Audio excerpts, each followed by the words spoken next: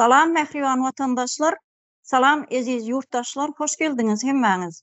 Ine şuun biz sizin bilen ýene de bir temaň üstünde gurrun edeliň, yurttaşlarymyza ýetireliň, paýlaşalyň diýip şuun ýene de ekrana çykmana mejbur bolduk. Eziz vatandaşlar, hoş geldiniz hemmäňiz. Şunun Telegram habarlar kanalynda paýlaşypdyrlar da. Şu yurdumuzun başında oturan cenayetkar hökümet sumogyň başyny eýle oturan dönükleriň iň esasynyň biri Gurbanuly Berdimuhammedowyň şu ekrana çykyp göz görtele ýalan gürläp durşy barada bir video paýlaşypdyrlar da. Türkmenistan hemişe de iqtisad tarapdan ıgtywaly bir yurtdan berdi. Ben şunu söyleyeyim. Hiç kime de berýimiz ýok. O näme diýe? Ne şun diye Türkmenistan diye hemişe de ıqtysady tarapdan diye ıgtywarly bir yurtlaryň biridir. Bizim şu neçeli hiç kime de bergimiz ýokdur diýip göz görtele halkyň öňüne çykyp onu da ekrana çykyp yalan gürläp durda. Şo temany bütün medyada paýlaşypdyrlar. Ýalňyşmasam TikTok bolsun, başga ýerlerde de paýlaşan bolmalylar. Şoň üçin biz şo temany ortağa alyp şu halkymyza şu ýalanyň arkasyndaky bularyň yalan propagandasyny halkymyza açyp görkezeli, açyk bir görnüşde sada dil bilen düşündireli diýip şunu sizin bilen bu ýere ýygnaşdyk eziz vatandaşlar. Ýene bir gezek hoş geldiňiz hemmäňiz. Näme Gurbanuly şey diýip yalan gürlüye. Onu näme mejbur edip edip yalan gürlemene. Onu da bütün dünya görüp da onu sosyal medya çıkansan hemme yurt görüp bile onu. Onu da halkynyň öňüne çykyp yalan gürläpdir da. Bizim hiç bir yurda başga yurtlara, daşary yurtlara hiç bergimiz ýokdur.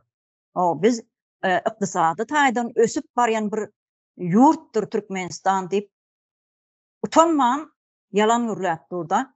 Emma şoň arka tarapyna seredende şol yalanyň arkasyna seretsek, Türkmenistanda iýmit ýetmezçiligi diýjekmi hemme ähli sistema çökün. Yalan bir döwlet guruluşy bar da. Ýani kanunsuz gurulan diýip akşam Türkmen öz meclisdäki ýigitlerim etdiler akşam. Yaman gowy çykyş etipdirler. Şu yalanyň üstünde gurulan bir döwlet bar. O da goşadyrnak içinde döwlet. Döwlet diýip hiç oňa diline baranakda döwlet diýmäge. Sebäbi Türkmen halky aç. Iýmit ýetmezçiligini aýdarmyň iň ucupsyz zat şu iýmit ýetmezçiliginden başlaldy. Biz şu iýmit ýetmezçiligi göze görünüp duran. Şu sebäbi döwlet dukanlary häzir dowam edip dur Türkmenistanda. Şu döwlet dukanlaryna da näme 2 kilo un bilen bir çörek, ýene bir gatan porsan makaron, doňup duran toğun butlary, şoň meňde satlar.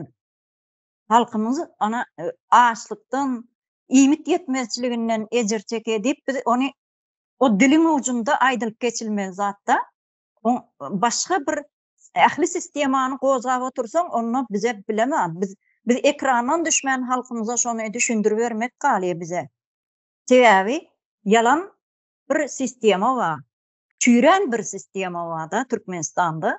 Onam ýani yalan propaganda bilen dünýä ýüzüne özüni sen gowy sözüňe hiç kim inanmaz. Tatly diliňe diýär türkler. Odan söz bilen halkyň garnan doýanak. Şu ýerde Bahar hanym sen elini galdyrdyň. Hoş geldiň Bahar hanym. Baş üstüne kirlerini aýtyp bilersiň. Hoş bulduk. Salam yurttaşlarım, ýyldaşlarym. Biz gözünü açman oturan yurttaşlaryma da salam. Açın gözüňizi, yalanlara inanyp o ýerde oturman. Deme şu Gurbanuly Berdimuhammedowlaryň ähli jenaýatçy toparyň yalan geplemegi täze öwrençe däl, onu eşitip ýadadyk. Soň bu gepler otur diýip geçki diýim boldyk. Yalan bir durd ona bir näme üçin ýalan gepleýän diýen bir halk ýok. Sen bizi şu güne düşürdüm ýa-da daşary ýurtda men çağalarym öldü. Ya olmasa da men daşary ýurtda gyzymy urdular, türkmen oglany türme atdylar, urşa uğradı otyr diýip bir aýaklanýan polisiýalar tarapyndan ejir çekýär. Russiýada bolsa da konsulluk arkasynda duranak diýen bir enata ýok. Bir hossar ýok. Edip bir hakyny talap edip çağalaryň arkasynda duran, halkyň arkasynda duran bir halk ýok. Diňe bileni biteni asuda asman Niyazdan galan miras olary. Bileni biteni arkadagly serdarym şoň bilen ýaşap ber. Ol hiç kime berýim ýok diýip ony hemmemizden bilýäs geldi Kariswa. Geldi aga 7 milyar dollar bergisi var şoň. Ýöne şonu indi her kim eşidendir. Benim bir yerde bir yalan gepleyin, halk näme bolsa da halk goýun ýalmy näme diýdim şoňa analiýa. Siz goýunsuňuz, beýniniz ýok diýseňem analiýa el çarpyp oturýarlar, edeme diýen diýe. Şoň üçin hem şey çyksa diýe. Oňa ýalany şu Türkiýe geldi. Türkmenistan 4-nji ýerde durýar diýip paňpaňlap gitdi. Şeýdämi? Şu wagtynda şu şeydi giden wagtynda Türkmenistana barandan soň halk ýygnanmaly. Onda näme üçin bizim çağalarymız ýa-da enemiz, atamız daşary ýurtda işläp biriniň bir özüňçe ýok. Bir daşy ýolda görene salam bermäge bar, ýüregiň bulanjak adamyň hyzmatyny etýär, aýalyň. Mysal üçin ıňyrdasyny çekçilerin psihologisy bozulyp ber. Näme üçin biz daşary ýurtda işlemeli? Han 4-nji ýerde durulýan ol baýlyk nire gitdi? Nirde diýip halk toplanyp bir aýaklanyp protez yapmaýarlar. Ine İmamoğlu yakalandy näde? Polislerim tutup bilen halky. Bizim Türkmenistanyň halkym şonu ýalaga edip hasap soramol da diňler ýalan gepleýän bir ýana bakyp içinden aýdýarlar. Ay yalan gepleýär, ay boş ver ýene ağzına gelenden sögünüp, öz içinden sögünüp oturýarlar, ýöne çypyrdak diýip bilmeýärler. Şoň üçin isläni aýdýar, näme içime bergim ýok. Ite bir süýek bergisi var, ite bir süýek. Nirde bergisi ýok bizim? Hala Xitaýa näçe bergisi var diýip aýdylar otyr. Şu Xitaý Türkmenistana el goýmasyn da, bu paňpaňlap oturşuna. Diyeceklerim şundan ibaret şu wagtlyça. Ol Bahar hanım. Doğru bellep geçtiňine bergim ýok diýip yalan gürleýär da ýene de. O entek statistikany beren ýanky maglumatam bermeýärler ýanky.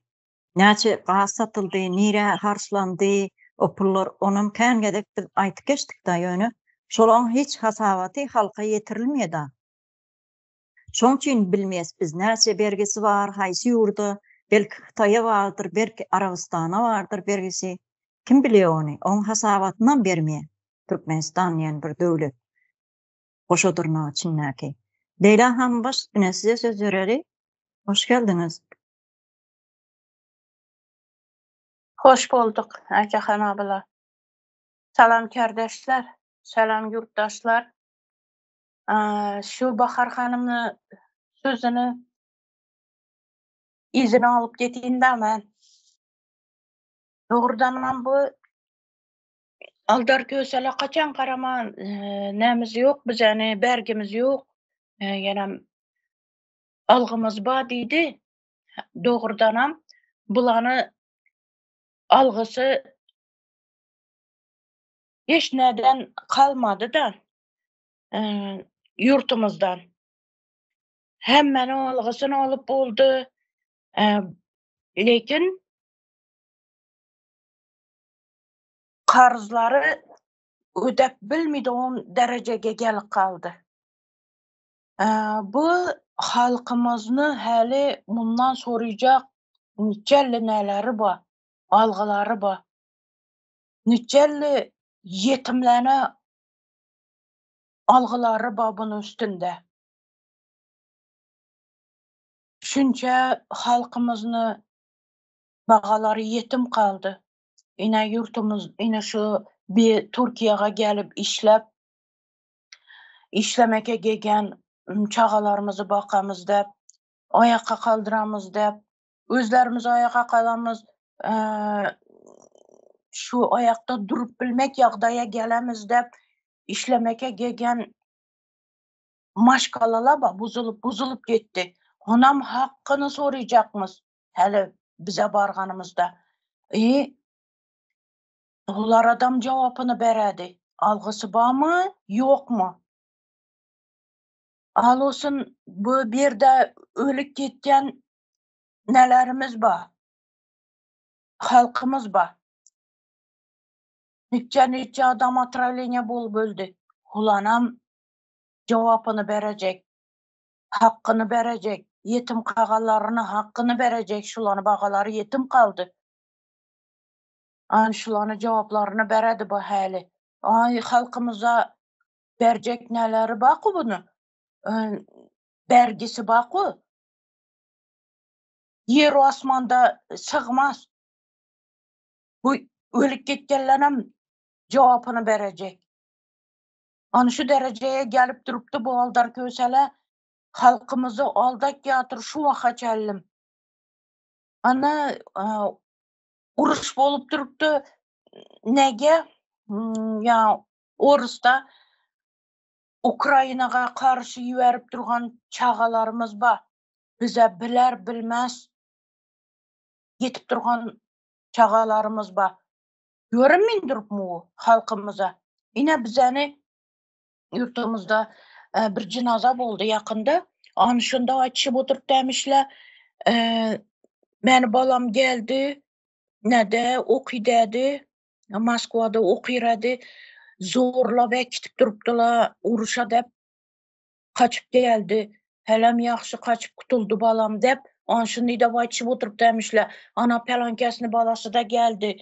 Tügünkesini balası da geldi dep. Şunda ettirip yine bir yıl boğan eken bir bala instituta girgen eken şakta Medi institutuna öz gücü bilen girip şunda bu oku birgen eken. Ya balanam, student balanam indi şu okuşay nege uruşay kitemiz dep şunda ettirip netken vaxtında bir iki student bağalanı yakalagalla tutgalladan uruşay vermeken etkenler tayarlık görseti bürgenler. Şunda bu bala kaçıp kaçkan ya Medi institutunam taşap öz gücü bilen girgen eken. Şu gürünle bop durdu. Bulanam cevabını beredi. Nerede karızı yok bunu? Yaxşı ulanıki bolmasa geldağanıki göze görünüp durgan zatku. Geldağanam nesini beredi bu hali? Azar çektirgenlerini, hemme zatının cevabını berecek. Hey bunu berecek karızları köp. Başka yurt adam, bizden yurtumuza da. Putin kakasını gepe bilen yürüp de hazır bu. Mutuna ulara neptimize kızık koyup, gazımıza kızık koyup. Ulanam cevabını soracakmız bize. Başka adamla soramasa da bize soracakmız şunu. İminli. Dahalasa bize taza Türkmenistan'ı kurup barıyık. Ulumunu karızları şurada çıkacak yüzege. Oladı. Sağ olun söz bergeniz için. Sağ ol Leyla hanım, doğru gatlar aytdyňyz ine vatandaşlar. Şu eger ykdysady tarapdan bir ösüşe gidip baryan ygtybarly bir yurt bolýan bolsa da ýanky Gurban bilen aýdyş boýunça sözlerine neme salgylan aýtsam, Türkmenistanda hani ykdysady tarapdan nähili ösüşler var. Türkmenistanda hiç ýeli bank sistemasam ýok. Bank sistemasynyň hazina da ýok. Hazinanyň kelle ýaly ýanky artygyň harmanyny o aýryplädim film watda. Ana şonu artygyň neme bugdoý harmanyny paýlaşýarlar. Şonu ýaly edip ýok etdiler ýanky nemänem hazina da ýok. Merkez bankam ýok. Hani ykdysady tarapdan ösüşe gidip barýan bir ygtybarly döwlet bolýan bolsam. Yalan gürlemek gat aýpsatdy. Yalan gürläp o yalan gurrun bilen sen halkyň garny doýmaýar ahyrem. Emma her şu sektorlary her bir sistemaň özüniň bermeli hasabatyny bereňiz. Türkmenistanda yine de o ağzın köpürçükledip dünya sen odan söz bilen aydanın bilen halkın garını doymuyor. Ne için Türkmenler yurttaşına çıkmana mecbur oluyorlar. Yurttaşından bir çörek pulsunu kazanmak için çıkmaya mecbur oluyorlar. Şu yerde ne Arslan mi yaşkın? Arslan yanlışmasam elini kaldırdı. Hoş geldin Arslan. Baş üstüne sene fikirlerini aytıp bilersin. Sağ olun Ayçahan hanım. Esenlikler, kardeşler, illeşler, Oğuz dilimiz, esenlikler. Şu tayda Gurangulu Berdi Muhammed neme deyiptir de karzımız yok deyip aydıptır. Bu mene bunu beyle düşünüyor. Indi karzımız yok diyen olsa bunu yani geldik Rizife ve onun maşgalasına bir mesaj olarak deyin yollayan demesi özce onun karzımız yok biz sana karz vermeyecek pul vermemiz dediği gibi durdu.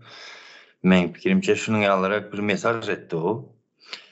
Şimdi aslında seyredip otursanız şunun yani biz cenayet ettik deyip boynunu aldığı boladı. Men şeyle deyip fikir ediyen. Şu ilki bilen geldik Rizife maşgalasına ve onun dost diyarına şu işlerde koşan adamlara, şahsiyetlere şu geldik Rizife maşgalasını golda şu işler alıp varan adamlara sağ olsun atacak. İlkinci olup şolar şu hazırki cenayetkar Topar ve onun başındakileri gürledip bildiler. Yani şu meselenin üstünde. Ben şuna şeyle düşünüyorum. Sağ olsunlar. İlkinci gezek dil yardırdılar şulara, cenayetkar Topar'a. Ondan sonra yani hiç kime karzımız yok diyen bolup bu aydan sözleri bunun şu şeyle tarafı vardı.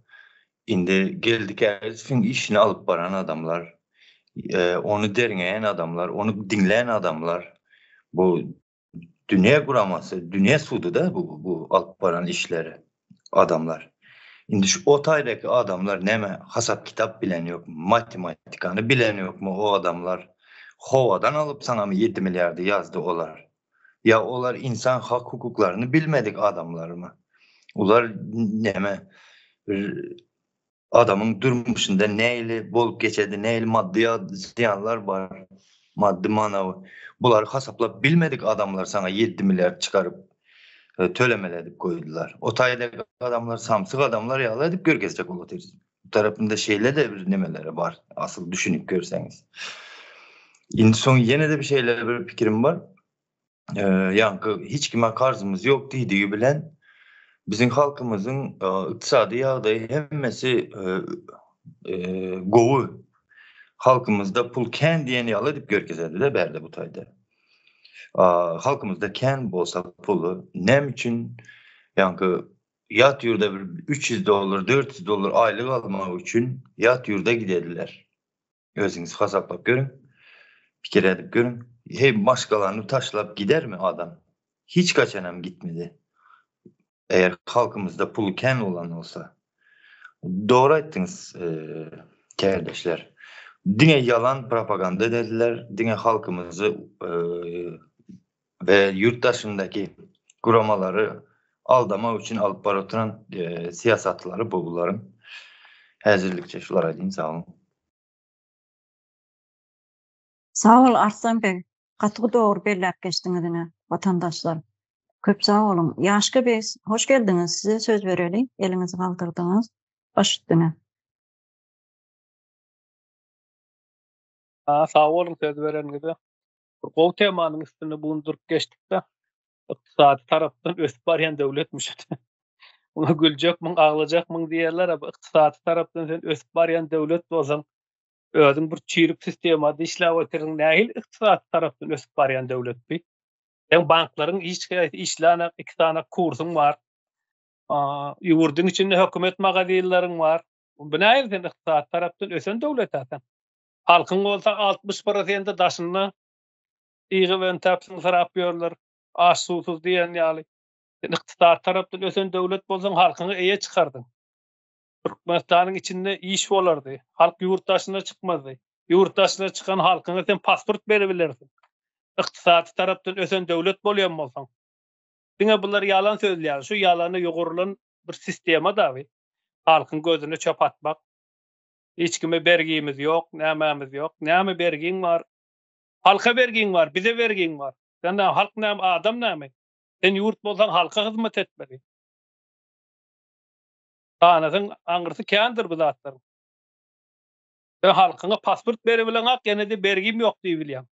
Ona hel beýle bolýar. Şu bir çyryk sistemada oturan näme? Bular yalan sözläp öňüm öwrenen. Şu yalan söz bilen ýalanyň üstüne gurulan bir döwlet goşadyrlyk içindäki. Reýska çykşylar aýdan diýdim, mene söz alar. Sag bolun söz bereňize. Sağ ol Ýaşgyry. Gaty dogry zatdyny belläp geçdiňiz da. Sebäbi ýanky ykdysady tarapdan ösen bir ýurt bolýan bolsa, ýançyn ýanky dollaryň iki kursy Türkmenistanda şu wagt işleýär da. Ham döwlet ykdysady tarapdan ösen döwletlerde döwiz diýen ýanky dollar başga ýurdun puly ol banklarda döwlet bir bahasy bolmaly. Döwlet tarapyndan bir baha keskitlenmeli da. Şu baha boýunça halk alyp bilmeli. Han onu saat tarapdan ösüp barýan döwlet han nerede? Bu yalan gürlemek gaty aýyp ýa ýene bir. Melike Molum hoş geldiňiz. Size söz bereli. Başdyny.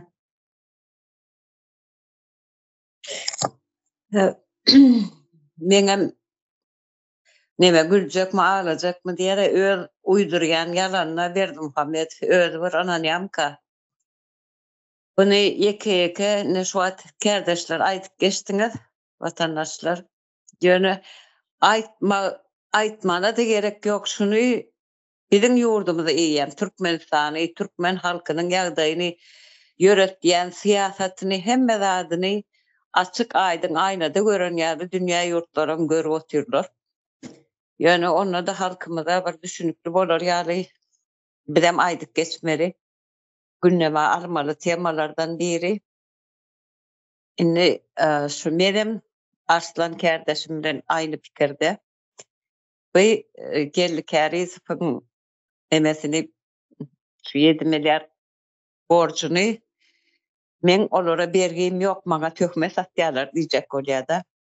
Ýanky Arslan kardeşim gaty dogry berläp geçdi. Bunu ýokary uramalar näme seňçe akyly ýokmu diýdi-de, gaty dogry aýtdy.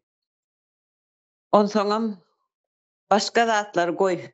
Ine gelli Karizowyň biziň watandaşymyz, iýleşimiz Almanya'da doğal hakkı hukuku var. O hakkı her kim hakkını talep etse şu götünde doğanam kalmaya derdi Muhammed'im. Ne için belgisi yokmuş. Her bir yerden yören vatandaşımıza ölüp giden koronada ölenler derdi Muhammed'im şu çakaçenin neçe yıl yörede oturan olsa şu devleti şu devirde ölen ata-babalarımıza, en atalarımıza da vatandaşlarımız iyileşlenmede hemmesine ölenlere de borcun var derdi Muhammed'im. Şunu unutma. Sen beydip arkadaşım beydiydi deyip sen sözüne ananacak halk yok indi sen karşında. Halk gözünü açtı. Halk neyemediğini görüp oturuyor. Sen açlıktan bargırdın. Keselçilik yayradıp ondan bargırdın. Korona yok deyip tolancıklar var diyen o koronadan ölenlerin hem için nemesi yok. Statistikası yok. Caylanan mazarlıktaklara da bellik ne adı yazılıyor. Ölenin plancıyla yoğurlu plan. Şonam mezardaşları değil ya Türkler şunu yazıyordaydı. Şonam yazdırmadı. Sen bergin ömür vakım eşek yarı işlep üstüňem beri bilmeyen. Yurdun daşına sınsırap gör. Ağlava böyle yurdun daşına 50-60-70% madır.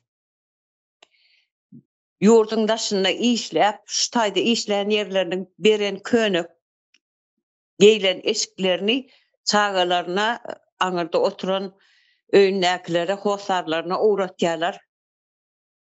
ykdysady tarapdan sen ösen ýurt bolýan bolsaň, biz halk ýylyň köýnesini giýmedimi? Biz 4-nji ýerde baýlygymyz boýunça durýan millet, biz ýylyň öýüne ýat ýurtda talabançylyk etmeli, hyzmatçylyk etmeli we ýylyň köýnesine mätäç bolmalymy? Biz $300 bizim ayağımızın aşağındaki tozçuda bolmayan aile üçün işläpýär. Ya da bizim yaşlanmaz. Yine nesil öňürip biräjek yaşlanmaz. Arak bilen zäherlenip öldürilýär. Ýörüýt edilýär bu zatlarym. Arlyw ýoly bilen hile gurup Russiýada iş we okuwa diýip çağıryp ýörüýt şotaýynyň wizasyny arzana düşürip Türkiýanyň kyny gymmatladyp halky yaşlanmady işläp biräjek nesil öndüräjekleri şulardan nesil ölmesin diýip sen genosid edip otursun halky. Soýkırym bu. Urşa uğratýan. Türkmeniň Ukraina bilen Russiýanyň arasynda urşda näme işi bar? Bizim entek bilýänlemeden bar, ýöne bilmediklemeden bardyr. Bu zatlar hemme zatlaryň illüstrasiýada nädip bolsa orta çykar. Sen her bir öldüren adamlaryň üçin bergin bardyr sen. On ýygyna ýetim galan çagalar üçin bergin bardyr sen. Senden ýeke gellikäriz, gellikäriz. Sawursun başyny başlady. Alaram inşallah algysyny ýöne bizem alar. Halk alır. Halk indi sen arkadagym sawursun diýmäne demesi ýok. Halk görüp ýüremezadi. Olam çağalary ýurtdaşyny ölmeli, sene bergin ýok. Sen gitsen eline yaragally onýarlyk nime bolýan bolsaň. Git, Putin sen hojaýynyňa halkynky däl. Sen halky beýdip gyrmana hakyň ýok. Ykdysady tarapdan ösen bolsaň sen iş ýerleri bolardy, iş mümkinçilikleri bolardy, iş podaklaryny açardyň. Halk öz ýurduna krallar gibi ýaşap ýurtdaşyna syýahata çykardylar. Talabançylyga däl. Hyzmat etmäne däl. Sen Türkmenistanda 7 milyon halk madik görkezýäňe. Şu 7 milyonyň ölenlerem diýerleriniň hemmesine bergin bardyr, şonu unutmagyň. Şu taýda halk gelýär, çagasyny taşlap, 6 aýlyk, 7 aýlyk çagasyny taşlap gaýdan gelin gaýdylar var şu taýda. Oğlum 11 ýaşady, oğlum plança ýaşady, görübilen mokda boy ullapan olup gidipdir, menden sowapdyr diýip ýören, zeýrenip ýören eneler var, atalar var. Bu aýra geçen seneleriň bergisini kim bermedi? He? Çagalar eneden sowatdyran bu mähirsiz galan çagalarň bergisini kim bermedi? Sen bergilen entek ýeke hasaplanar. Sen ilki bile halkyňa bergin ber. Nevti gady orfa aktyryp arkaýyn halkam paýoga düzüp ne ajahan han dogry belek geçdi. O porsak giden ýaşgalary berip halka olam ölüşük. Baý ýurdun halky şey diýip ýaşamalymy? Sen bergin gatkendir. Hiç unutma. Sen asyl bergilerini inni görürsün. Bir täze Türkmenistan bar gurulsun, illüstrasiýa başlasın. Şowa çykar hemme algylar. Neme bergilen. Halk biz ýurtdaşyny eşek ýaly işliýäs, aljagymyz $200-300 onu keselimize ýetirelim, ağacımyzy doýuralym, özümüze bir zat galsyn o taýdan. Gene 10 000 könesini berseler ýüzümüze syýryp begelip uğratýar. Biz baý ýurdun halkymy? Afrikada bizden gowy ýaşaýanlar. Sen bizi Afrikadan hem geçirdiň ha? Bergen ýokmuşsun sen. Şu atlıkça şular aýdaýyn. Sağ ol Melikim oğlum. Gaty dogry bellek geçdiňizine. Şu indi halk on Gurbanulyň ýakasyndan ewşitdäp tutjak güni gelip ýetdi danny. Yurdun daşında 60% halk bar olsa içindäki tamam hiç da koşulmasın. İçindäki sen yankıyaly yalan gurrunlaryň bilen, owadan sözleriň bilen aldap saklap otyňda açyk bir türmehanada. Emma yurdun daşındakylan gözi gow açyldy indi. Sebäbi sen indi olary yalan bilen aldap bilmeýär sebäbi. Näme üçin diýsem, yurdun daşynda bir azat öz sözüni aýdyp bolýandygyny, kanunyň işleýändigini, konstitusiýanyň işleýändigini, türkmen halkynyň her bir watandaşyň öz pikirini aýtmagy hukugynyň bardygyny yurtdaşynaky gezip gören, ýani şu biz gezip görenler gaty gowy göz ýetirdiler. Olaryň hem ýakasyndan, olar hem siziň ýakaňyzdan evşitläp tutup hasap sorajak güni gelip ýetdi. Ýoldaş Gurbaňly, Berdimuhammedow. Edip yalan görlemäň. Arslan kardeşim size söz bereli. Baş üstüne. Sağ olun Açahan hanım. İlki bilen şu dinlep duran ildeşlerimize hemmesini aýtmak isleyen bir zadym bar. Haýyş sizden şu Gurbaňly halkyna sereden ýok diýip sözleri aýtmaňlar, ullanmaňlar ildeşler öz aralaryňyzda. Sebep şu sözü aýtdığımız aydan wagtymız biz hamala şonu sayladyk, biz şoňa ses verdik ýaly manyýa gidedi de. Biz mene 2 milyonumuz daşar ýurtda ses verdikmi biz? Saylamana gitdikmi? Ýok, gidenimiz ýok. Şoň şonu aýtmaýalym diýjek boldum. Bir ondan soňra karzymız ýok diýdi de Berdimuhammedow. Karzymız bolmayan olsa ne edip inanalım sana karzın yoktuğuna? Bunu suudede sözün bilen senin biteni var, bu devlet işi bu da. Elbette sizlerde devlet düşünmeğiniz yok. O üründeki adamlar delsiz. Maşanın başına oturdurlan kuklasılar. Karzın bolmadığını suud et. Hani bir suudnama, hani statistika, hani girdecin, hani çıktacın. Onu bir görkeze biz inanalım diysek. Ya halkımıza köp zadı bilmedi ama yurt dışındaki oturan guramalar ya adamlar, bilimli adamlar ya ekspertler bunlar gowu hasaplap bir saatin içinde hasaplap çıkarıp berediler. Meselemde o bilimli adamlar Türkmenistan'ın karzını yani başka zadını yani. Bulara çel aldı en bol oturdu halkımızın üstüne.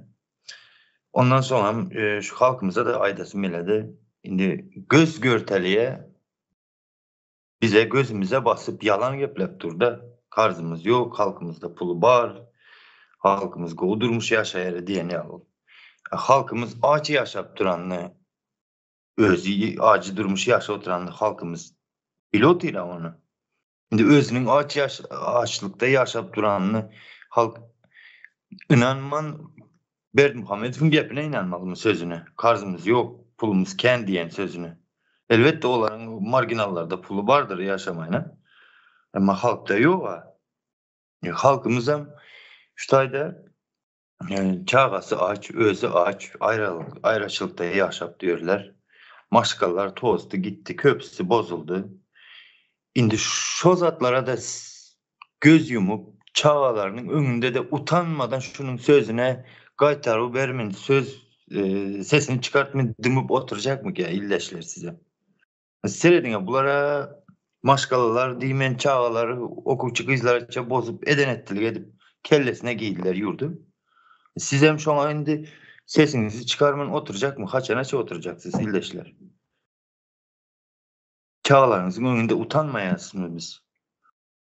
Şu an ya binamız millet mi olduk biz? Bunların sözüne inanıp. Durkanı bu tayda şu zat var. Bir adam çıkıp ayttım onun sözüne inanmalı Berdimuhammedow. 5 milyonun aç yaşap duranını dile getirse bu yalan ola mı? O neyle ola da? Akla sığmayacak zaten. 5 milyon aç yaşap otur. Maşkalasından hayrı buna hiç kimin anası gelmedi. Bir adam aytsa inanmalımış. Neyle bu adalet oldu bu? Yerine koyvaydı bilem yok da hazır. Sağ olun. Sağ ol Arslan Bey. Gaty doğru bellap geçdiňiz. Şu sebäbi aç ýaşap oturan diýesany aç diýip ajam däl ýöne halkymyzda iýmit ýetmezçiligi bar. Hem bu zatlaryň üstüne hiç kim örtbaş etip bilmez ony.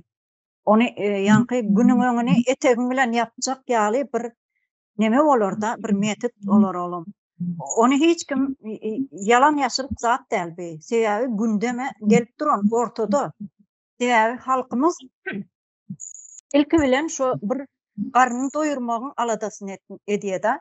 Başga bir ýa bir açyş edeýin, iş edeýin ýa aýa uçaýyn, Marsa uçaýyn ýa dron ýasaýyn diýen ýaly bir ýok halkymyzyň kellesinde. Sebäbi onu edip biljek güç ýok. Hem üçin ilki bilen adama iýmit ýetmezçiligi, iýmit gerek ilki adama. Ýaşamak üçin iýmit gerek. O dönemi Türkmenistanda ýok. Ýanky aýtýşymyz ýa şu gurap ýatan makaronlar, porsap ýatan makaronlar, tohum butlary wagty geçen. Ol utanç dämi? Şunky 21-nji asyrda onnoda. Dünýä ösüşe tarap gidip oturýar-da, emma Türkmenistanda şu wagtam döwlet dukanlary bar diýsen gülkünç bir zatdy. Hem 2 kilo un paýok paýlanýar diýsen, halkyna 2 kilo un paýlýar. Emma gurbaňly ýanky ekrana çykyp biz gaty bir ykdysady tarapdan ösüşe gidip barýan döwlet ýurt dip aýtmana sen nene utanaňa? Utanç ýa, utanç. Vatandaşlar. Görde hays Melike Moğlum elini kaldırdım ya Bahar Hanım mı? Melike Moğlum'a söz vereyle Bahar Hanım. Melike Moğlum başüstüne. Men kağıda tekrar neme? Dine iýmit ýetmezçiligi der. Bize yetmezçiligimiz gatyken, bize yetýän zat yok. Bilim yetmezçiligi, halk jahil sağlık yetmezçiligi, bize doktorlar yok, kasaplar işliyor, yanlış tedavi edip halkı öldürtüyorlar, yanlış dermanlar verip başka bir kesellerin açılması, başka bir kesellere yol açmana sebep oluyorlar. Moğlumlar yetmezçiligi var. Bize hemme zat yetmiyor. Milletim açlık diyen ýaly nimetdiňiz ýa aç. Musurlardan eger çöpläp çörek zat alyp iýen bolsa ol açlyk, ol gıççylyk, gahatçylyk gelmişdir.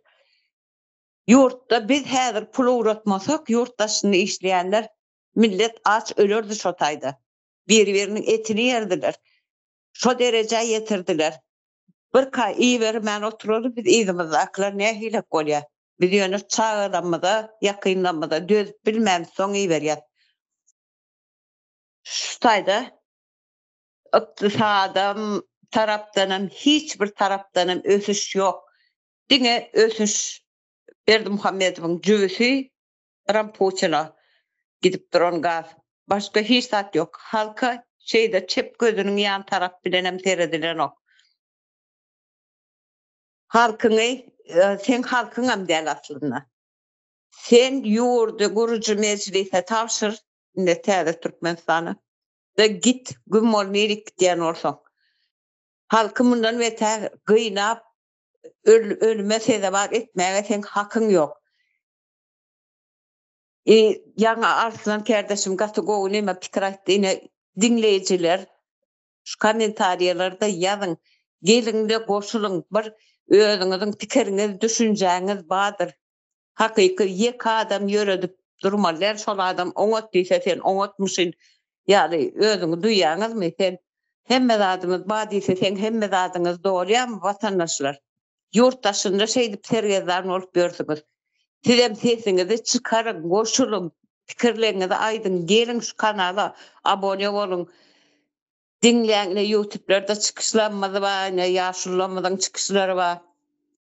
Haýsy tarap ölçäp bir düşünip bilýänsiňiz, haýsy tarap ýalňyş aýtdy, haýsy tarap dogrular aýdyp otur. Ya ýeke biziň çağalanmazymy kaňarda ýeter ýetmez bolup ýaşaýan da ýurtdaşyna gelen beýle pikir watandaşlarymyz hemme zadyňyz bol üçin siz bäri syýahata, kurorda da injalmana gelen olmaňyz mümkin. Biziň ýalňyşymyz bardyr onda. Sizem Türkmen, ýurt siziň hem ýurduňyz. Sizin hem aňyrda çağılaňyz we inataňyz we hosarlaňyz we bir azajyk ýurdun aradasyny memleketiň aradasyny etýän bolsaňyz biz sizem goşulyň bir tarapa. Haýsy tarapa agramyňyz itýän bolsa diýmesem indi. Şu kelläňizde bir ölçek kesip görüňlärim dogry şu tarapa janyp aýtýar bolun. Bizem şular ýaly şu halkyň içinden edik.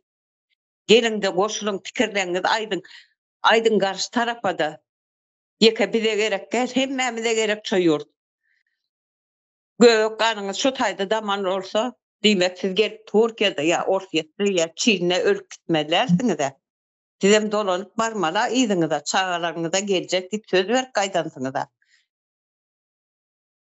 Bütün ömrümüz bizim şeýdi terýazan bolup ýurtdaşyna, deňizler, daglara aşyp entep ýöremek bilen geçmelilerdir.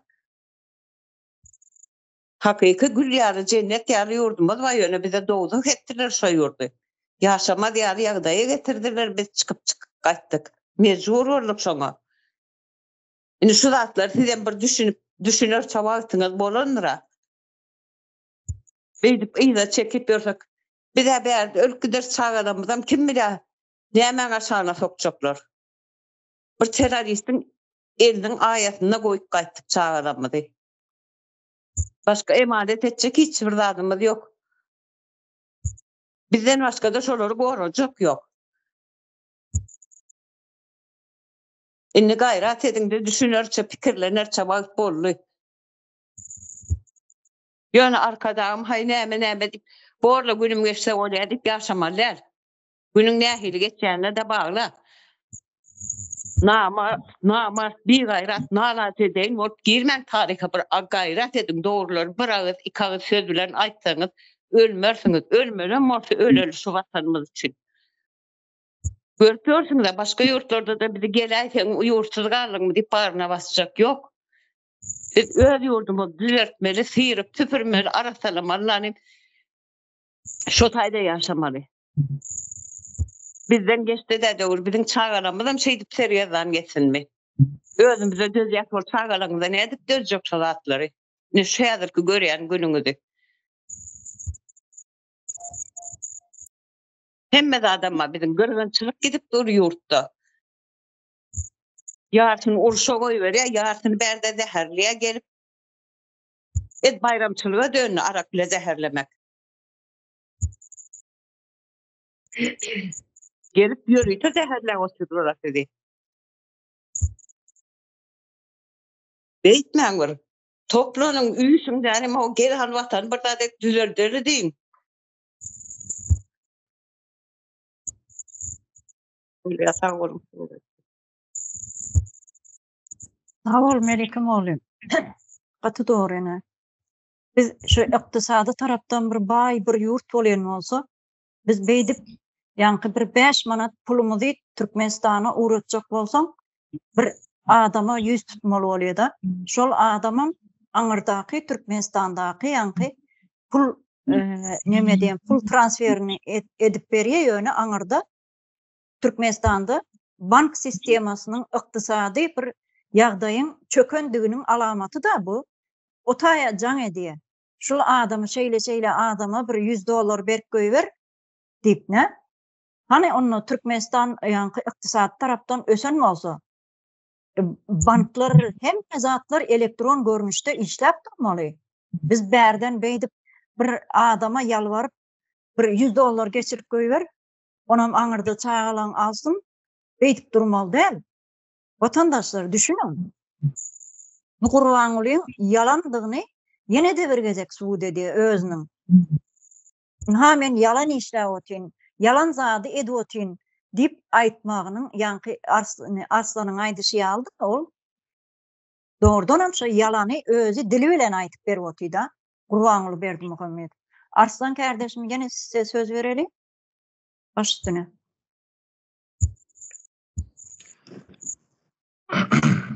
Sağ olun Acahan hanım. Şimdi halkımız pullu, yankı, işli yaşap duran olsalar, karnı dop diyelim, yaşap duran olsalar, näme üçün daşary yurtta işken deyip TikTok'larda payladılar. Bu elbette bu ayrı tema da. Ama şonu ne için şonu alıp payladıp dururlar. Seyredin ya, yaş kızlara Dubai'de işken deyip nimeler var. Dubai'ye işlemene gidiyorsan yaş kızlarımız ken. Hani Türkmenistan içinde işli, pullu olsa halk Dubai'yle neymiş etsin işle bizim halkımız. İldeşlerimize de Aydas Meyrat Mirzat var. İldeşler biz hazır yankı yurt meselesinde hiç kim taraftar olup ya ben bu taraf diyemeye hakkı yok. Hazır biz yurt meselesinde neme gidiyor da bir Allah dövür gidiyor oturan. Bizi yankı yurt meselemizden uzaklaştırıp oturdular. Yankı iş var, o tayda bu tayda iş var deyip. Şu vaktimizi yitirmeyelim. Azıcık vakt var. Şu dövrde biz özümüzü aldalatsak, yankı yurt meselemizde başka bir zatlarla meşgul olup yeresek, yurdumuz elimizden gidiyor, devlet sistemasını hem kurup bilmeyiz biz. Şu zatlara doğru düşünün, bu siyasatmış, bu politikamış, bu zatlara koşulmalı değil deyip bizi asıl meselemizden uzaklaştırıp oturdular. Şol oyunlara doğru düşünün. Şoların hazırki rejimin yalakalarının şu aydıp yürüyen oyunlarına inanmayın. Biz yurt meselemizde gidiyor. Asıl problema şu tayda ildeşler. Bizi şu güneçel aldaladılar bu siyaset deyip. Aslında bizim topraklarımızın üstünde gidiyor. Gep gürdüm. Şu zatlara göz yetirin diyecek oluyor da. Sağ olun.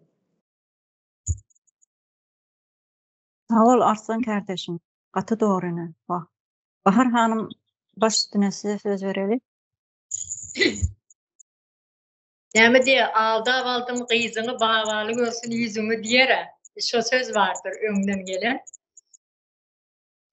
Aldıyın diye elinden gelen neyse aldıysa da ananıyor, neyse de ananıyor yalan hepler oturuyor. Ağzımıza aldı. Koronavirüs yok. Türkmenistan'da değildi. Bu halkın hakkını koruyuşmayı, yok koruyamamayı ondan gittiler. Doğrudan hiç her tarafı arası bunlarda korona yok. Dik geldi. Bir tabak cübüsünü doldurup koyuverdi. Şimdi bunun ağzı taktı. Ben hem zaten üstünü yaparım. Geldi karısının pulunu sindirir diye bir düşünce bilen halkın önüne çıkıp başka da dinleyenler olsa dışarı devlet olsun ben onun önüne çıkıp yalan yaptı orada. Bir geldi karis ve ben sana vergim yok, ben şunu vermeyen diyen bir neme bilen aydı oturuyor. Ben hem önünden hem zaten yalanımı geçirip oturuyorum. Orta yalan sözümü hakikat yani inandırıp oturuyorum hem beni. Kendim vergim yok deyip yalan yapıp ben inandırırım diye düşünce var. Yani Arslan Bey'in aytışalı bu olup hem vergim var deyip hesaplar çıkaran yukarı kurama, suudi hem zaten sen yalan bir kuş kelle samsık değil ağır. Yalan yapıp sana çok medet arayali. Sen geldi karis ve vergim var. Onu hükmen beramalısın. Türkmenistan'ın içinin halkının hemmesine vergim var. Misal için ben özüme aitsam ben 25 yıldır çağlarından ayrımayım. Ben şu 3 çağıma tek vergim var. Ben özüme vergim var. Sen yara karanzadaların yüzünden biz sürünüyoruz. Çağımızdan ayrı kaldık. Çağlarımız çağlarını yaşap bilmedi. Bizim yaşlılığımız yaşap bilmedik. Ömrümüz sürüne geçtik şu ataçeli. Bunların sen ne ödeyeceksin? Ne yerine koyacaksın? Ben şu 23 yaşımdan sürünmeye başlayan olsam şu 23 yaşıma getirebilecek misin? Ben şu an 57 yaşında. Ben çağlarım şu an 29, 31, 33 yaşında. 3 çağım var. Şunları 2 yaşındaki ya da 2 aylık vaktindeki yaşına getirebilecek mi? Yerine koyabilecek mi şunları? Sen sadece bana vergin aydayın. Türkmenistan'ın içinden bana vergin neçe sana ziyanarlar var. Men çağlarına mengeç neçe sana sürülen çağalar var. Bazılarda araba süren çağalar var. Birinin kapısında Komerçki magazinde karokkocuğun taşıyor. 6 yaşındaki, 7 yaşındaki çağalarını yaşana, kulçuluk yaşatıyor. Şoları desem veriyorum var. Yine ben bunu deyimlerim bilen halkıma yüzleniyorum. Bazılarda araba sürseler, el atası taşları yurda gitse, çağalır o yerde yetimçilik çekse, enes atası verdi. Misal için ben özümden albaydım. Yine şu gepleşine bakmışı oturulurum şöyle. Çağasının didarına zar. Çağalır en atasının didarına zar. Diğeri yetimçilik çekiyor. Şunun için halkımız indi bu zatları biz yaşadık. Bizim çağalarımız hem yaşadı. İndi kalın yaşanır, kovu yaşasın. Şunun için biz toplarız vatanımızı kazanmasak başımızdaki diktatör yalan yapılamaya devam eder. Bize el çarparız böyle, el çarparız. Bir topar götü pampersli yaşlılar. Bunlar var ya görüne dik otursun diysem o dünyada gidip gelemez da ben bilemem görde ne olacağını da. Yönü var ya Türkmenin yüzü karası şu yaşlılar. Bir tüverine göz aylasın. Mesela göz köndürüyor işte bir yaşlı katlaşıyor şu yaşlılar maslahatında. Niyasın altına katlaşıyordu. Hazır öldü mü diyelim bilmeyen de. Şöyle biliyor. Benim çağalarımı taşlap başka bir yere işlemeye gidiyor. Krasnovod'da aşkı vardı. Çağalarımın izimde ağlak kaliyene çelli biliyor. Ne için yaşlılar maslahatına şunu soramıyor. Biz indi özümüz toplanmalı, ağzı birlenmeli. Deyip yurdumuzu kazanmasak bizim çağalarımız hem indi yaşayacağını yaşap bilmediler. Çağaların yaşap bilmediler. İndi aktıklarımız hem yaşap bilmiyor sonra. Ben şu an aktığım 7. klasta çağalarını yaşanak şolu. Vatanımızı kazanmalı. Ne mesleğim? Ondan kork birim. Halk bana nemen zattır. Haramul'dan Kurbanul Berdi Muhammedov'den cinayetçi terör taparın başından görevde alıp sonra öğrendirler yalan yapılamayı. Korkuyoruz diye. Korkak diye zat yok. Korkakluk yok. Hiçimden korkmuyorlar. Bir gayratlık diye zat var. Birinden korkmak adamı ulu namus. Biz korkamız mı? Biz adam değil mi? Biz korkamız bir gayrat derse yani. Gayratlı. Vatanımız için gepler oturuyoruz. Yani bizim çağalarımızı o yerde polisiyeler hiç sattıymen oturmayın. Sonra da biz vatanımızı kazanmalı deyip yapışıp oturuyoruz. Yapışmalı. Yine dinime de koruyan, ben İslam'ı koruyan, dinime dil yetirme diyorlar da. Ya senin yurdun elinden gidip var ya, yurdun. Bir haramzade oturuyor başında. Oğru oturuyor başında. Yalan yeplerde ağzı bir yana kıyışırmayan haram hacı oturuyor başında. İslam dinini nereden koruyacak sen devletin olmasa? Önce vatanını kur, vatanını kazan. Sonra dinini mi, imanını mı gerek olsa peygamber bilen kucaklaşı otur. Sen dinin bilen, İslam'ın bilen hiçbir işi yok. İstersen namaz oku, istersen öylerlerde yat git de, öyüne de gelme, şu yerde yaşa. O sen öz işin, sen yerine kalkacak adam yok. Ya da sen nira var yani diyecek yok. Vatanımızı kazanmalı biz. Bu dünya...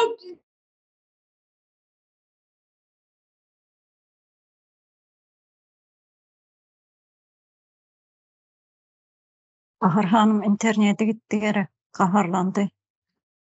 Yürekten kaharlandı. Hoş geldin Ayşegül hanım. Size söz vereli elinizi kaldırdınız. Bahar hanım internete gelince baş üstüne.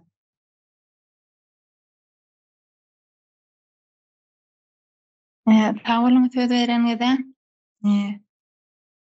Etenlikler, ilteşler.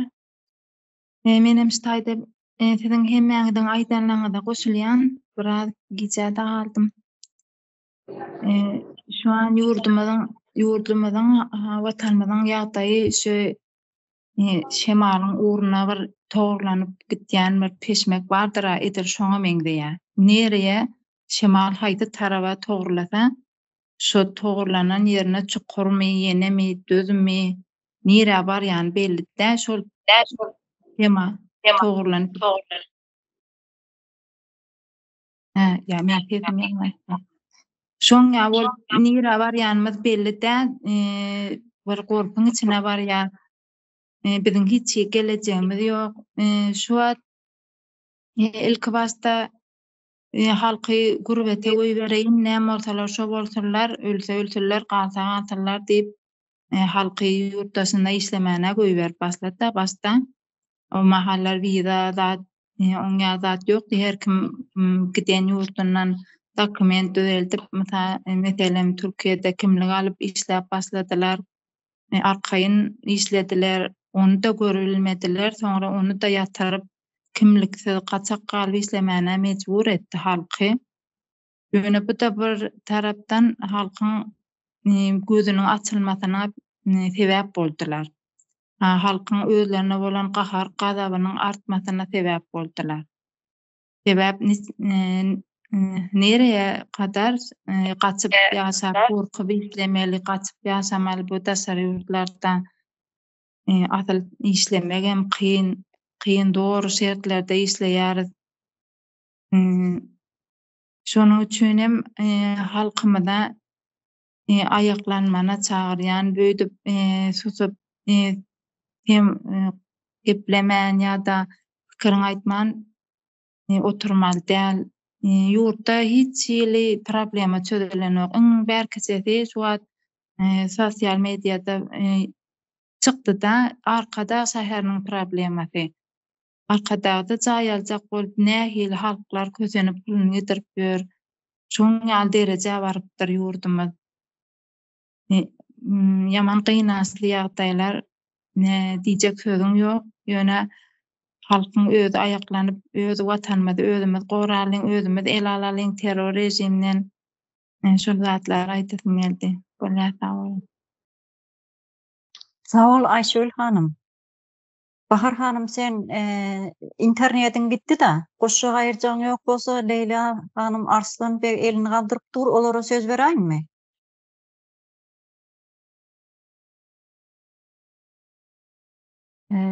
Arslan begim, Leyla hanım, haýsyňyz el galdyrdyňyz? Leyla hanım bu. Başystyna Leyla hanım, size söz bereli. Bu Berdi Muhammedow ýalgan söylep, kaçan karama bula ýalgan söylep, ýene efire çykyp, ekranlara çykyp ýalgan söylep bizeni çagalarymyzy gelejekine aldy bu. Bilimsiz koydu. Bütün yurtumyzyny, halkymyzy bir-birsine ýaw etdi bu. Bu aldar kösele bizeni yurtumyzy satdy. Halkymyzy bagty kara etdi. Ýene-de bunu aldar köseleni sözlere ýene-de inanyp otursa bu halkymyz osun çagalaryny gelejeki ýok. Indi çagalaryny gelejek hem ýok bu geçecek. Eger bu sözlerine inanyp otursalar ýene-de bizeni indi ne bolarymyz boldu, bizeni gelejekimiz bitti indi. Lekin çagalarymyzy gelejekini düşünmelimiz. Bu taşakçılık atıp yürgen, haram kulunu trepkesi bolup yürgenler, süpürgile, şula gözünü açmalı, birinci. Öz çağalarını geleceki üçün. Halkımızı düşünseler, şula gözünü açmalı. Yeter trepkeçilik etkenleri. Yalgan söylep bizeni yurtumuzu sattı berdiler. Berdi muha. Yalgan söylep bizeni bahtımızı kara etti. Gelecekimizi berbat etti. Indi bize başka yurtlara çıkıp gördük kimnin içik bolacakını, halk nişep yaşamalılıkını, bu çağalarını nişetip okulada okutmakını, hemmeçkini indi bize ürgendik, bildik. Indi bizeren çağalarımızı geleceği için şu yurtumuzu yalgallardan azat etmelimiz. Erkinlikimizi almalımız, hakkımızı almalımız, talep etmelimiz. Yeter artık. O bula hayatını yaşamalı, bizəni çağalarımız yaşamalı məsmi? Bize yaşamalı məsmi? Bu ne degen görün bu? Bizəni yer üstü baylığımız kimlere getib yatıptı? Kim için getib yatıptı? Eğer bu haram kulu berdi Muhammedov öz halkını düşünseydi, öz halkına şularını berseydi, hakkını berseydi, onda halkı götürerdi bunu. Arkadağım dep hemmeçki bunu kollap kuvvetler edi. Lekin hazır bu dünya bunu taşakçıları kollap kuvvetlap duruptu. Şu bağalarını gelecekini düşünmeyin durğalla kollap kuvvetlap duruptu. Ne için bunlar düşüncesiz, bilimsiz? Şunun için bunlarını kollap kuvvetlap duruptular. Oğrularını. Şunu aytın dedim. Sağ olun. Sağ ol Leyla hanım. Arslan Bey size söz verelim. Üstüne. Bahar hanım ondan sonra sağ. Sağ olun. Ben ildeşlerimize, esasen hem erkek ildeşlerimize aytmak isteyen, ildeşler yurt meselemiz hemmemizin meselemizdir. Hemmemizin borcumuzdur bu. Yurt meselesinde hiç kimin qırağa çekilip durmanı hakkı hem yok, hukuku hem yok. Şunu unutmanlar. Yurt meselesinde gidiyortan hazır. Bizim meselelerimiz. İndan son. Yurttaşlar sizin üçün başka ildeşlerimiz göreşmeli diyen zat yok. Sizin çağalarınızın aladasını başka ildeşlerimiz borcu değil onun aladasını etmek. Sizin en borcunuz bu yurt meselesinde kırağa çekilip seyredip dursunuz utanmadan. Başlan şunu yal aytmasam bolan yok artık. Ertir bir gün teze Türkmenistan'da olguysınız. Önünde utanmayacak mısınız? Olguysınız sorara teze Türkmenistan için koştun mu deyip atayene diyende ne mi diyeceksiniz? Yok koşulmadım kenara çıkıp durdum diyecek misiniz? Çünkü yal duruşunuz yala. Son olguysınız aytmaz mı? Menin için göreşmendirsin sen. Teze Türkmenistan yaşların ki, gelecek neslin ki sen menin için koşmadın mı deyip soranda utanmın duracak mısınız yiğitler? Haşene çelle beydip duracaksınız değil mi? Göz görtele sizin çağınızı aç yaşadı otururlar, o tayda da marginalları bilen bile kovdurmuş da yaşa otururlar. Gözünüze sokup yaşap dururlar. Her gün hem TikTok'ta paylaşadılar. Yani kovdurmuşunu, ullakan toylar edişini. Sizin bir yeriniz kemmiş olardan. Siz ne için beydi oturursunuz yiğitler? Haçana çe beydi oturamız biz. Sağ olun. Sağ ol Arslan Bey. Doğru bellak geçtin. Melike oğlum size söz verelim. Üstüne. Menen bir gıykadık fırladaydı üstaydı. Arslan Bey gatı doğru veriledi erkeklere yüzlerini. Menen bir ayar hükümünne, üstaydı eni hükümünne, yurttaşına isteyen enelere bir aytacak yüzlenmem var. Ine üstaydı işlep görsünüz, üstaydın çağalarının görüyensiniz, yurttaşındaki çağalar okudan son kanikul veriliyor, bizde kanikul veriliyor, berde tatil.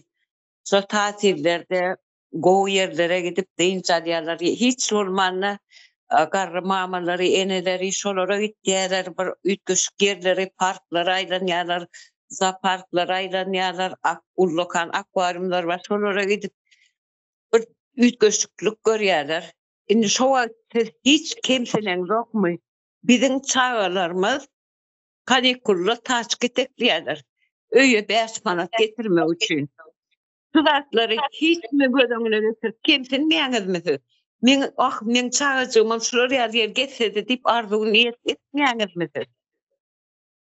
Bizim için ne? Hakiki şu teze Türkmenistan gurulacak olsa bizim için ne? Bizim ömrümüz geçti.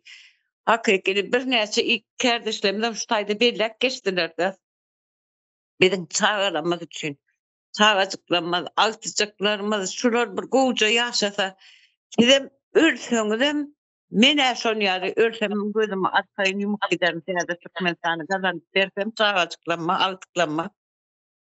Gidem son ýaly niýet edeniz okmy? Diňe şolary $50-60, $100 uğradanıňyz bilen bitýärmi? Dolar bilen nähriň ýerini dolduryp bilýäňizmi? Bu aýraçylygyň gujoňyza alyp bagyryňyza basyp söýüp bilmedik pursatlaryňyzyň öwedini pul bilen dolar bilen ýerine goýup bilýäňizmi? Gelin goşulyň danym özüňizi çağırtmaňyz üçin, altyklaryňyz üçin bilmem nämeňiz bar bolsa şo taýdy ýadyk. Öýlenmedik, durmuş gurmadyk bolsaňyz öz gelecek hayatyňyzy gödöňüne tutup watany goramany çağırýan hemmäňizi. Bu watan bolmaýar biziň, bu watanymyzyň içine sıçdylar. Bunu biz arasalamaly, temizlemeli, täze jumhuriýeti gurmaly. Başka hiç ýeri ýok. Olmaz her kim geden yerine ölüp gazy bermeli. Siz öleňiz soň kim goýberýär şo dolarlar çağalamda.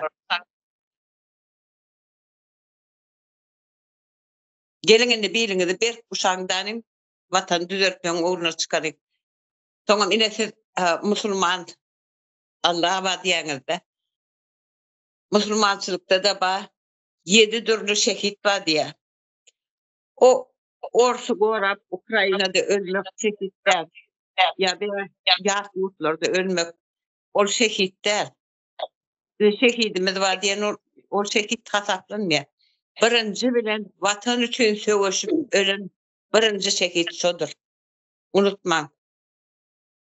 Şoň üçin gelin watanymyzy düzeldelik, başga çaresi ýok.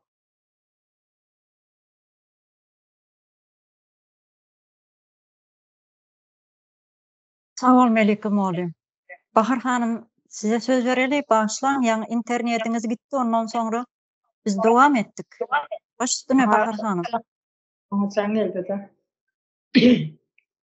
Melike Moly ýa dogry belläp geçdi de neme diýerler meniň dinim ýene Allah ya Allah ananyň menim bir dinçi bir nemede maşgalada öyle östüm. Ecem namazım okardı, Allah da diýerdi, öwliýa ziyaret ederdi, men özüm öwliýa ziyaret ederdim. O gowzat, dilek etmek gowzatdyr. Ýöne sen dilek edip, şeýle otursam, sana gelip öwliýa gelip bir watanyň gazanyp bermeýär. Şoňa bu kelläň çaly işlerdiň şoňa akylyňyz ýetsin. Ýa-da Allah maňa Türkmenistany gazanyp berdi diýip çeýtip otursam, Allah gelip sana Türkmenistany gazanyp bermeýär. Yüreğime mertlik ber, buzam beýle bir binamız bolmaýyn, bir gaýrat bolmaýyn diýip dilek etdi. Watanyň gazanjak bolup erdim ätle. Bir täze Türkmenistany gurulanyna meçitler ýykmaly, namazy okamalydan hemmämiz sabrmen bolmaly diýen zat ýok. İslam okusun, İslam nämesi şeýsin. Ýöne bizimkilere bir neme öwrenşipdirler da, ey Allah beýikdir, sen gepleme Allah beýikdir. Allah öýde etip berer. Öň ejim garrynça namaz okudy. Bir täze Türkmenistan kuruldy. Bir elini uzudan bolmadan soň mecbur oturdy. Ýöne namaz, öwliýa, Allah gurup bermedi işlady. Ile men Türkiýe geldim. Gatnaşdym täze Türkmenistan diýip dilegime medýän Allah ýalvarýan. İşimiz oňuna bolsun diýip. Ýöne hereketime medýän. Uruş başlandy diýse oňa da gitjek. Men halaýyn öýde men uruş başlansa Allah maňa kömek etsin diýip men bu tarapy bakyp oturjak däl. Ya Allah'ı unutmaň, ýöne bir arnamışyňyz bolsun. Öňünçe watanyňyzy gazanyň da sonra dinim, imanım Allah'ım diýin. Oturun yerinizde maňa gelip Allah gurup bersin diýip oturmaly däl. Ne halkymyza şonu diýjek bolýan. Oýanyň, gözüňizi açyň, watanymyzy gazanalyň. Mescitten doly, ýene de mescit sat berjek size. Oturun oturun mescitte günü bilen 5 wagtda namaz bolsa siz 15 wagtda namazyňyzy kılın. İşlemeň, ýetip namaz kılı verin. Sizin elinizden ayağınızdan tutacak yok. Siz aylık gerekmese işlemeň, namaz okan. Ýöne watanymyzy gazanmaly. Watanyň bolmasa sen dinim, imanın näme? Sen çağlaryň gorap bilen ak namaz okuyam. Çağlaryň gorap bilen ak halkyny zenanlary gorap bilen ak. Biz Türkiýede hizmetçilik etýäris. Han goram da bize. Daşy uzly. erkekler sayedinde Gruzya'da iş var. Geldik durun.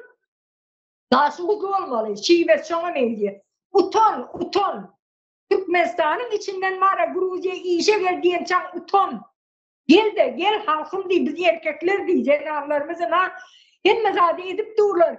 Gelin biz erkekler bizim diye şey vatanımızı kazanalım diye. O Gruzya çıkıp güllük alsana aylık alsana deyip adamları kulçuluğa çağıracak vatanını kazanacak ol. Daşımızı erkeklerden yaman narzamen mara. Utanıyorum. Ben daşımızı deyip şey bir yerde demediği şivesinden belli de daşımızı izik. Vatanımızı kazanmasak nerede işlesen işle aylanı uğurluk vereceklerin çok palçıklı köçelerdir. Şu tuvalede o belleğinin ayak ucunda tuvalede var bir öyüdür. Çolur yaldır. Korku çaylar vardır. İçinin tuvaleti işleyen derdir. O tuvalede gidiyorsun dışarı. Hayırının bokma ayağına bokmaz kaçacağını belli der. İçi taşıdır. Ya bizim bir cennet ya bir devlet kuralım ya namusumuz oyansın. Erkekler. Daşımızın erkekleri. O başka yere Gruzya'ya gidip, Türkiye'ye gidip, Rusya'ya gidip demet ben halkı işe çağırmam da gelin cennet vatanımızı kazanalım diye. Diyeceklerim şundan var sağ olun. Sağ ol Bahar Hanım. Arslan Bey size de söz verelim de gepreşimizin has sonuna da yakınlaşıyorduk mu kalklayın. Başta ne Arslan Bey? Sağ olun. Ya hoş benim şu Allah hakkında bir fikir düşüncem vardı. Şunu aydıp geçeyim dedim. Şu ildeşlerimize aydasın bile de hemme problemalar Türkmenistan içindeki elde edilen hemmesi iskustunne elde edilip geliyor. İşsizliğim, pulsuzluğum, korrupsiyam hemmesi adamın eliyle edip gelin oturan. İskustunne edilen zaten. Ne edip siz çağlarınıza utanmadan aydıp bileniz bu Allah'dan geldi deyip. Açlık, hazırki rejim dör edip dura terör rejim. Gayşniginden başlayıp ta yukarısına gidince. Siz ne edip bunu Allah'dan geldi deyip utanmana oturursunuz ben şuna eren kal ya illeşler. Gözünüze görgesi batıp durana şoların eliyle ediliyordan hem açlık, işsizlik, pulsuzluk problemalar. Ne edip siz ona Allah'dan geldi deyip utanmadan çağlarınıza aydıp oturursunuz şuna düşünemiyorum. Şunu koşayım dedim sağ olun. Sağ ol Arslan Bey. Ne vatandaşlar ne qoğuz atları bellep geçtikten şunu halkımıza öz dilimizde, sada dilimiz bilen yetirmeyi istedik de. Sebebi Qurbanulu Berdimuhammedov'un yankı videocuğunu men şu yere de koyup bilsem koyacak. Eğer koyup bilmesem Abdurrahman'dan haş dederim, koyuyorum, görközerim vatandaşlarımıza yönü diyecek bolyan zadım Qurbanulu Berdimuhammedov'un o ekrana çıkıp yankı bizim yurdumuz iktisatda aydan yukarı bir ıhtivarlı bir yurttur bizim hiçbir yurda bergimiz yok deyip yalan gürlemesini biz yine de şu yerde ortağa alıp her kim fikrimizi ayttık da vatandaşlar. Sebebi iktisadi taydan ösen bir yurt bolyan bolsa ne saparağa da bundan 30 yıl ön iktisadi yer su reformasını etcek bolan adamlar şolar. Hatta edivem bir sani ovalarda, şehirlerde denep görün şonu. Bunu biz öňemken bellep geçtik da saparağa da şoň üçin şol işleri etjek bolan adamlar şolar. Şoň diňe saparağaň öz del, oň ýanynda şoňa kömek eden adamlar var. Şol işleri goldan adamlar var. Şol işleri yerinde denep gören adamlar var. Şolaryň hemmesini şu Qurbanulu yankı yalan gürleyen ekranından çıkıp şu yerde şolary terörist hükmünde yok bir halka bir ervet bir zadi eden yal edip görkezip qaytan başka nemeleri ogurlukları üstüne yönkep türme basıp öldüren adamları da sansız sacaksız bir yerde. Sanni bundan bir 2-3 yıl ön kemine dahin Merdan Muhammedov saparağa neme Aydın Bey şolur orta çıkarıp görkezipdi yanlışmasam. Halkın Ses kanalında duran şolary eger görmek isleyen vatandaşlarımız bar bolsa bir ýyl öň aýtyp geçipdiler şolary. Şolary türmelere sokup öldürdüler, ýok etdiler. Şu owadan depe näme üçin? Türkmenistana gerekmiş o owadan depe. Näme üçin? Şu Gurbaňuly ýankyýaly yalan gurrumlaryny etsin. Halk olsa planimisin diýen ýaly pikir bilen halkyň öňüne çykyp ýanky halka topraklary, yerleri paýlap halk bir öz eli bilen kazansın, özünün ertirki geljekde nesillerine, geljekde şolara miras hökmünde galsyn diýip etjek bolan adamlary şu owadan depe sokup öldürüp ýok etdiler vatandaşlar. Gaty gözüňizi açyp dinlen şu zatlary. Bizim şu gepleşiklerimizden izgiderli dinlemeňizi ýene bir gedek şu ýerden ekrandan sizden haýyş edýän vatandaşlar. Sebebi Gurbaňuly yalan gürläpdir. Yalan gürlendigi ol ýanky çüýrük bir sistemanyň üstünde, külüň üstünde oturup ýanky neme külüň üstünde, götükül üstünde göwüni kap dagyna dere. Şo göwüni kap dagyndaky adam şo Gurbaňuly Berdimuhammedow diýilen adam. Sebebi yalanyň üstünden gurulan bir hökümet bar Türkmenistanda. Olam goşa durna içinde hökümet. Hökümet ýok Türkmenistanda. Hemmesi yalan. O Gurbaňulyň bu kahraman arkadamız diýip çykyş etip ýören, oň propagandasyny edip oturanam 1% halk ýokdur. Ýanky propagandasyny edýänler aýdymçylar, başçylar, telewizion kanallary, gazetler, şolaryň hemmesini goşanda 1% halk ýok. Näme üçin? Olaram şoň Gurbaňulyň arkasyndan bir adajyk gowy ýerde ýaşap, gowy öý jagazda ýaşap oturandyr, öý berýändir oňa. Ýmit berýändir. Şoň üçin ana ýaňa watandaşlarymyz belläp geçdiňiz-a? Odan toýlary, odan restoranlary bezäp. Ol näme? Halkyň gözüne çöp atmak. Ine biz şeýdip ýaşaýas diýmek ol watandaşlar. Şoň üçin ykdysady reformany geçiren bolsa Türkmenistan bugünkü gün has ýokary derejelere ýetmeli. Kuwait bolmaly, Kuwait. Kuwait ýaly bir ýurt bolmaly. Biz beýdip ýurdyň daşyna da biz kösen gulçylyk etip ýaşamaly halk däl. Biz öz toprağımıza eýe bolmaly, öz toprağımızda islen zadymyzy ekip, islen zadymyzy ýip bilmeli adamlar, vatandaşlar. Ykdysady reforma ine şeýle bolýar. Yer su reformasy ine şeýle bolýar diýip ýöne häzir bu çüýrük sistemany aýyrmany onu üstünde oturtup bolmaýar. Bu da fundamentsiz bir öý guran ýalyk bolýar vatandaşlar.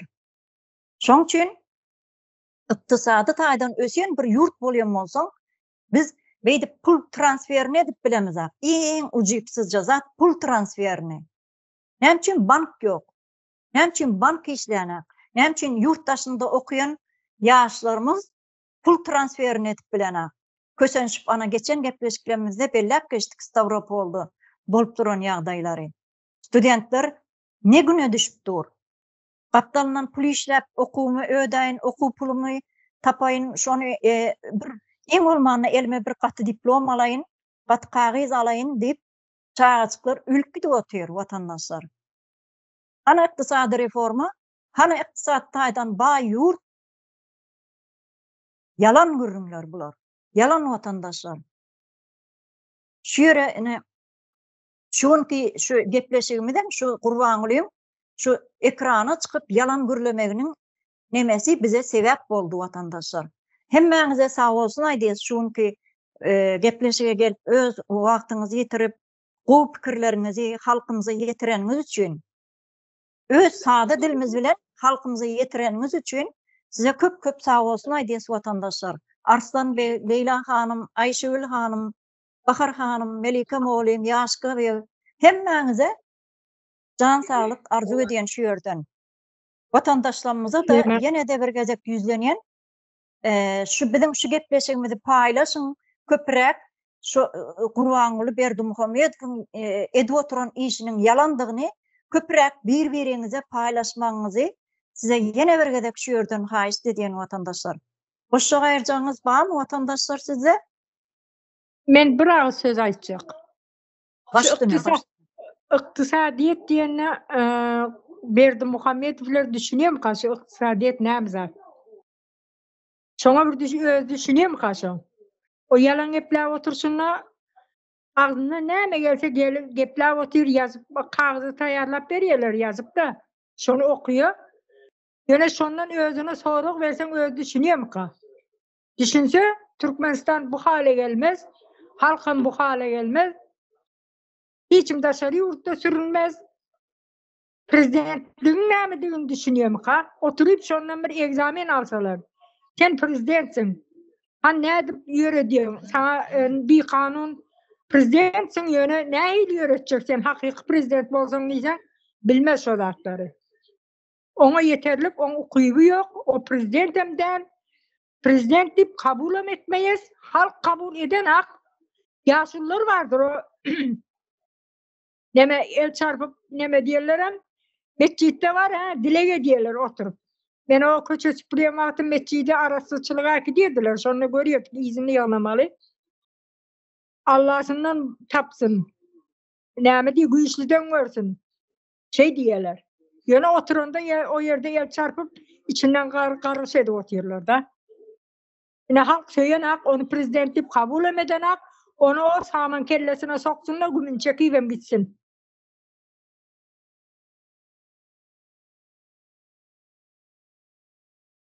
Sağ olun vatandaşlar, sağ ol Bahar hanım. Hemmeňize sağ olsun aýdýan vatandaşlar, şuňky gepleşigimize gelip beren gürrüňleriňiz üçin, pikirleriňizi paýlaşanyňyz üçin, watandaşlarymyza ýetireniňiz üçin hemmeňize sağ olsun aýdýys vatandaşlar.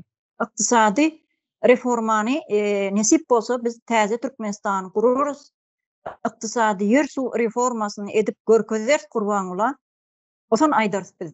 Oson biz ondan hasap sorarys. Yakasından evşitlep tutup hasap sorarız.